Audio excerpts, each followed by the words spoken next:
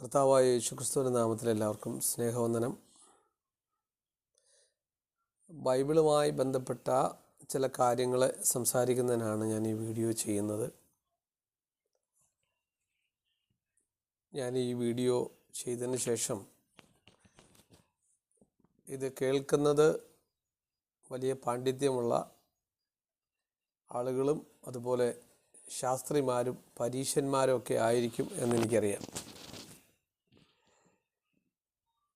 എന്നാലും ചില കാര്യങ്ങളെ പറയാതിരിക്കാൻ വയ്യ. അതിനുവേണ്ടി ദൈവത്തിൽ ആശ്രയിക്കുകയാണ്. ബൈബിളൊരു വാക്യത്തെ ഞാൻ ഇവിടെയുള്ള സഭാ ശുശ്രൂഷകന്മാരായ പാസ്റ്റർമാരോട്, ഇടയന്മാരോട്, സുവിശേഷകന്മാരോട്, അപ്പോസ്തലന്മാരോട്, പ്രവാചകന്മാർ എന്ന് പറയുന്നുണ്ട്. പ്രത്യേകിച്ചും പ്രവാചകന്മാരുടെ ഒരു പെരുമഴയാണല്ലോ ഈ കാലം. അതുകൊണ്ട് പ്രവാചകന്മാരായിരിക്കുന്ന ആളുകളോടും ഒക്കെയാണ് എനിക്ക് ചോദിക്കാനുള്ളത്. ബൈബിളിലെ വാക്യമാണ്, കാവൽക്കാര രാത്രി എന്തായി? വചനപ്രകാരം സമയം എന്തായി? നിങ്ങൾക്കതറിയാമോ? നിങ്ങളത് മനസ്സിലാക്കുന്നുണ്ടോ? അതിനൊരു ഉദാഹരണം ഞാൻ പറയാം.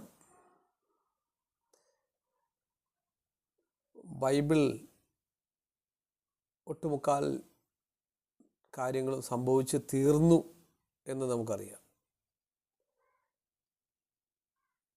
ഏകദേശം നിരവധി കാര്യങ്ങളും സംഭവിക്കുമെന്ന് പറഞ്ഞ പ്രവചന ഭാഗങ്ങളെല്ലാം സംഭവിച്ച് ആത്മീയ ചരിത്രമായി തീർന്നു. അപ്പോൾ ഇനി നിരവധി കാര്യങ്ങൾ സംഭവിക്കാനായിട്ടുണ്ട്. എന്നാൽ വളരെയധികം കാര്യങ്ങളും ഇല്ല. വളരെ കുറച്ച് പ്രവചന ഭാഗങ്ങൾ മാത്രമേ ബൈബിളിൽ സംഭവിക്കാനേ ഉള്ളൂ. അത് പുതിയ നിയമവിശ്വാസിക്ക്, ജാതികളായിരിക്കുന്ന വിശ്വാസികൾക്ക്, വിളിക്കപ്പെട്ടവരായ ആളുകൾക്ക് അവരുമായി ബന്ധപ്പെട്ട വളരെ കുറച്ച് കാര്യങ്ങൾ മാത്രം. ഈ സുവിശേഷം എങ്ങനെയാണ് ജാതികൾക്ക് വന്നതെന്ന്, പുതിയ നിയമവിശ്വാസികൾക്ക് വന്നതെന്ന് നമുക്ക് എല്ലാവർക്കും അറിയാം. യഹൂദൻ കുരുടനായി പോയതുകൊണ്ട്, കുരുടൻ എന്ന് പറഞ്ഞിട്ടുണ്ടെങ്കിൽ കണ്ണ് കാണാൻ വയ്യാത്തവരെ ഉദ്ദേശമല്ല, ആത്മീയ അന്ധത ബാധിച്ച് കാണാൻ പറ്റാത്തതിനാൽ, അവരുടെ മശിഹായെ അവർ തള്ളിക്കളഞ്ഞതിനാൽ ദൈവം ജാതികളിലേക്ക് തിരിഞ്ഞു. അതൊരു മുൻനിർണയ പ്രകാരം തന്നെയാണ്. എന്നാൽ എല്ലാ കാലവും ഈ പുതിയ നിയമം ജാതികൾക്ക് ഉണ്ടായിരിക്കുകയില്ല. ഈ പുതിയ നിയമം യഹൂദന്, ഈ ബൈബിൾ മുഴുവനായി യഹൂദന് തിരികെ പോകേണ്ടതായിട്ടുണ്ട്. അപ്പോൾ ഞാനൊരു ചോദ്യം നിങ്ങളോട് ചോദിക്കുകയാണ്. കാവൽക്കാര രാത്രി എന്തായി?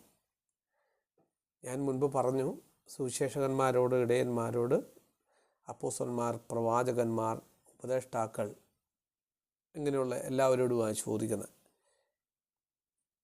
ഈ അഭിനവ സമയത്തെ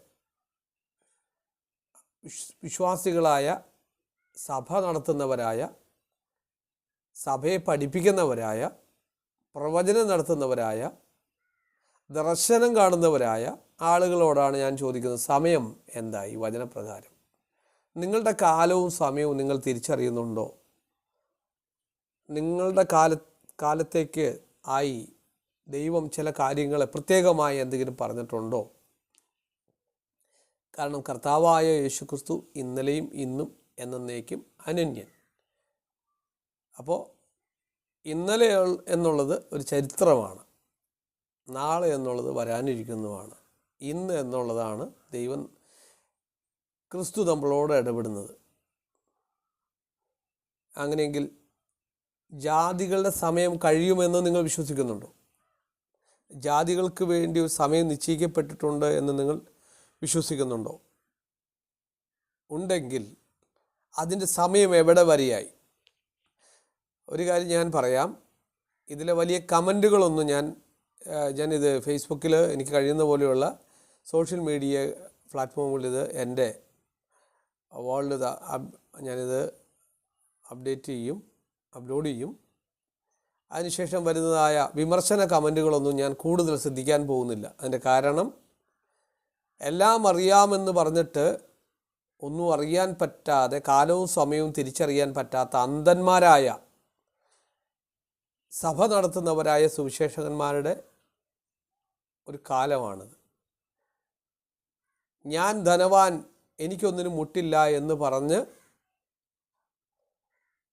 വിദ്യാഭ്യാസത്തിൻ്റെയും അറിവുകളുടെയും വിവേകത്തിൻ്റെയും ജ്ഞാനത്തിൻ്റെയും ഒക്കെ ചുഴിയിൽപ്പെട്ട് വചനം മറന്നുപോയ സുവിശേഷകന്മാരുടെ, പ്രവാചകന്മാരുടെ വാക്കുകൾ ഞാൻ കേൾക്കാൻ പോകുന്നില്ല.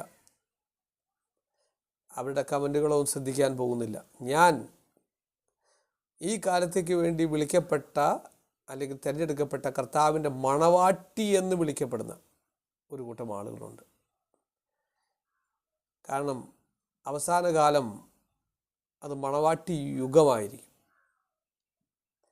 പെന്തക്കോസ്തിൻ്റെ കാലം അല്ലെങ്കിൽ ലവോദിക്ക സഭയുടെ കാലം, അതിൻ്റെ അവസാനം മണവാട്ടിയെ വിളിക്കുന്നൊരു കാലമാണ്. ലോകത്തിൽ നിന്നൊരു ജനവും, ജനത്തിൽ നിന്ന് ഒരു സഭയും, സഭയിൽ നിന്ന് ഒരു മണവാട്ടിയും. ഇത് അറിയില്ലാത്തവർക്ക് വെളിപ്പാട് പുസ്തകം വായിച്ചു നോക്കുക, അല്ലെങ്കിൽ വചനം നിങ്ങളെ അതിലേക്ക് നയിക്കട്ടെ. ഇത് ചെറിയ ചെറിയ വീഡിയോ ആയിട്ട് മാത്രമേ ഇത് ചെയ്യാൻ പറ്റുകയുള്ളൂ. അതുകൊണ്ട് ഞാൻ ഈ വീഡിയോയുടെ ഈ ഭാഗം ഇവിടെ നിർത്തുകയാണ്. ഇത് 1ാം ഭാഗമാണ്. ഇത് തുടർന്ന് ചെയ്യണമെന്ന് തന്നെയാണ് ആഗ്രഹം.